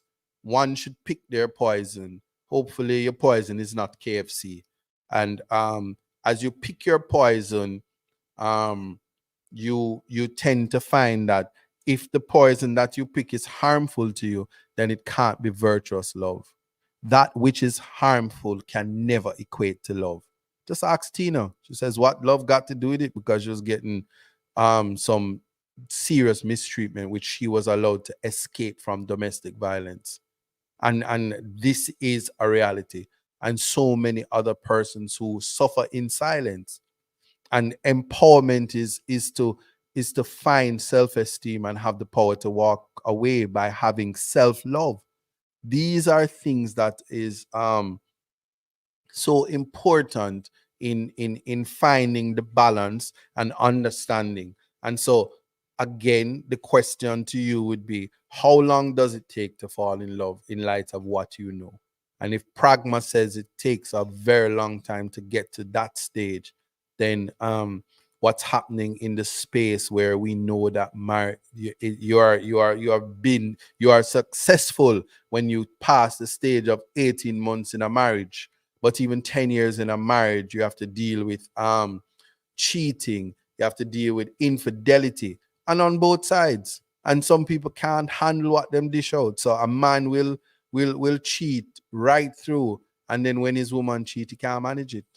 But you have to take the Will and Jada approach, and you have to just climb up on a stage and you have to just box down somebody, box down a man. Don't shoot your wife, allegedly. Don't take a chair and beat your woman. Go fight a man if you're bad. If your woman give you a bun and you're not a ugly you, then girls all over the world will want to uck you, and then you'd be a city boy, and you get girls everywhere. So girls is not your problem. Sexual relations is not your problem. It's just the seeking love. But did you stop for the day to love yourself? Having loved yourself, having understood yourself, you are in a position to say, what is your love language? And do you understand when you say you love me, if that we are actually dealing with love? And if you find yourself in an entanglement, don't do it in August, because reports are that August, like the philosophers in the Greek times, or somebody was on here speaking about bisexuality and all of that. Pick your poison. Anyway, that being said, this is our conversation on how many types of love, what is love, baby don't hurt me. That should be the answer. So anytime somebody says, what is love? Your response should be, baby don't hurt me no more. And appreciate. Try to get back to the Storge. If your parents are still alive, love them while they're here. Tell them, remind them that they matter. Not because context matters, but that they matter. Because without them, you wouldn't be here. Can you imagine if my grandfather never find my grandmother and put her in a proper back shot? My mother wouldn't come, and then my father, as a ghetto man, wouldn't get a rich girl, and yeah, you know what I'm saying. And then I wouldn't be here. But that is causation, and we'll talk about that another time. But um, yeah. And let me address this for Keisha. If somebody think that pain is love, that is not love. You're simply in pain. And when you're in pain, you have to identify the source of the pain. Like how resource is the father of love who had sex with poverty. You find the source. And when you find the pain, you don't use painkillers like ibuprofen and cataflan and morphine and dopamine.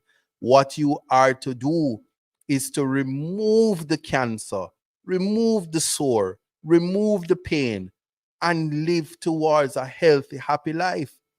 You know, when I go to work, I have to deal with a lot of pain at work. But you know what I do? I hire people to shelter me from the pain. Because you have to be around people who are not necessarily pleasing to you. You have to be around people who don't like you. But that's just work. Can you imagine if you had to bring work home? Can you imagine if when you go out and face the world, and I've said it, how can I not face you, world, when you are stronger than I am in the greatness I've become? And when the sky is falling all around you, that is when you realize that your home is where, not just where the house is, but where the heart is. So you must have love within the house. And pain could never be a part of love, unless, ladies, I'm addressing you, I don't know to address anybody else, unless you are saying hurt me so good. So in the aspects of domestic violence, you shouldn't be getting choked unless you're inviting choking during the sexual act. You shouldn't be getting beaten unless that's a part of your eros. You shouldn't be experiencing pain unless you get an African lion, blessed by the gods, Mandingo style. You shouldn't be experiencing pain. So that aspect is where we are. That is love. God is love. Agape, if you have not taken anything away from me. And if you would have rejected the philosophers and Socrates, and you don't like the idea that resource was seduced by poverty, and she was a girl who got pregnant by him, an uptown man, and love is still poor and loves wisdom, you can reject that. But what you can't reject is the reality that God is love. Yes, Keisha, African lion with mandingo capabilities. I said it. Yes. So that is it. And we will talk. If somebody sees Lisa, say hi. She's the reason why Jamaica is a beautiful country. If she were our foreign minister, we'd be much richer. But I'll leave that to Will Rattigan on Saturdays. I'll take him up on it. And also, who knows? Might have to go on Partner Draw TV and ask Andre about this Lisa photo. And but I don't know. I got to put on some money first, because I know when they go on certain platforms, they're there looking to charge you, for free speech. So, guys, here's this thing. You've been an amazing crowd. The comment section have been excellent.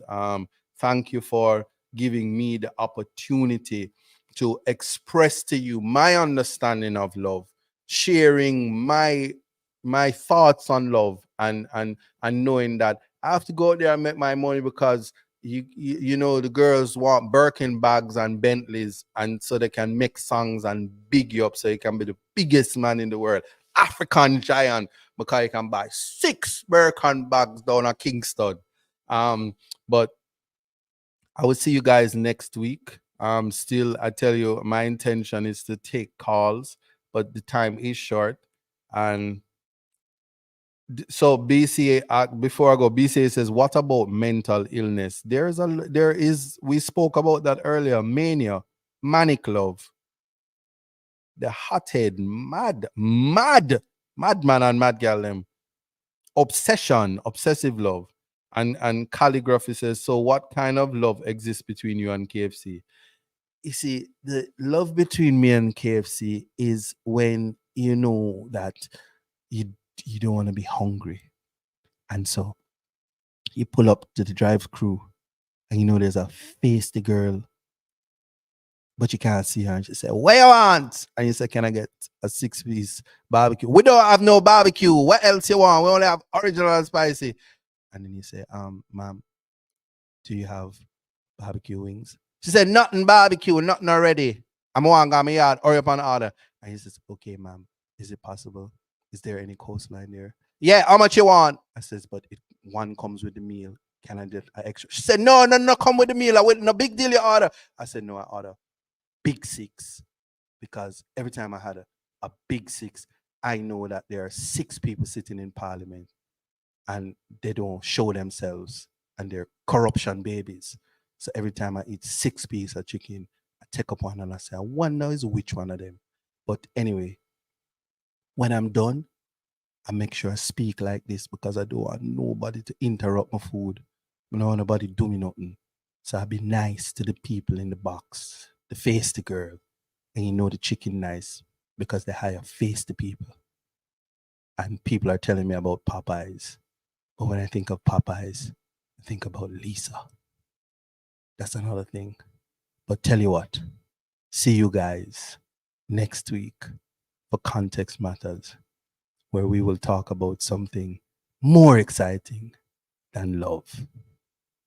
Blessings all. My love, you know. Yo, I had so much fun. I didn't even play my song All in Life this week. Why you do me? Why you do me that? Anyway, the time is almost up, So,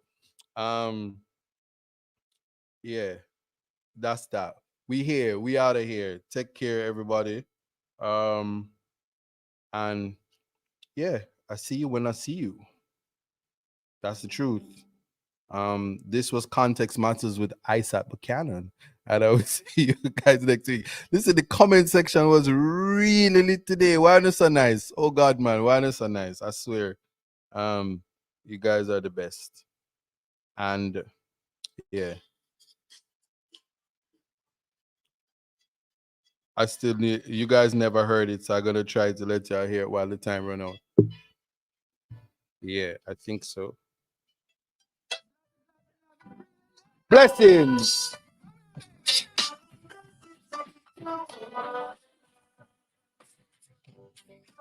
7 o'clock. We out.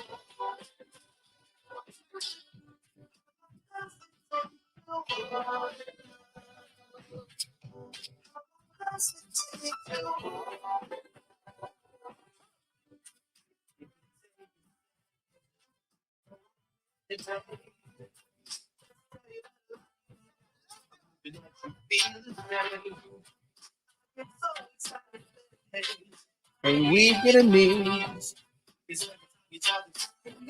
I swear that I can hardly breathe when you fall in love.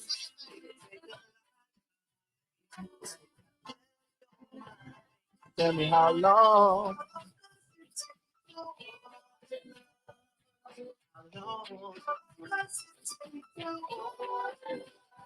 I want to know right now.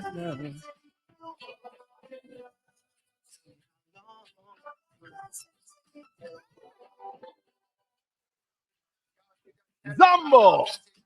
Come to Jamaica and take me on the base. Your pretty face.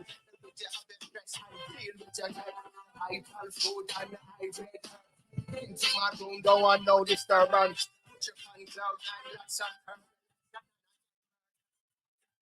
When you fall in love, it'll take a lifetime.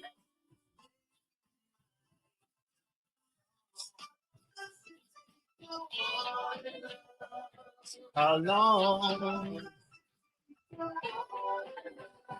I want to know right now. How long?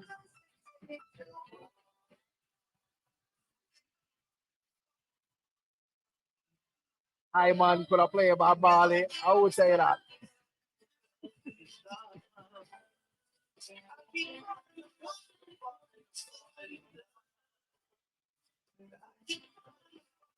Big up yourself, you know, man. Yeah. How long does it take to Catching Daily, big up yourself. I want to thank all of you for staying around. Thank you, YouTube, TikTok. Y'all have been an amazing crowd. I enjoyed every single second of this day.